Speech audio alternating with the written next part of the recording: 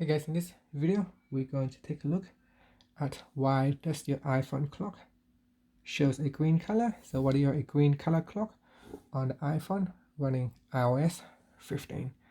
So if you are on a video call or on a phone call, your phone will shows a green background clock to indicating that you are on a call. Now you can tap on this and it will open up the call. So it shows that you are currently on a call. And if I close the call screen, then you can see on my device, it will simply just shows a green background right here. And that's all there is to it. It's to help you identify what your phone is currently doing. It is on a call, on a phone call, or on a FaceTime call, video call, and it will shows a green background color. And that's it. Thank you for watching this video. Please subscribe to my channel for more videos.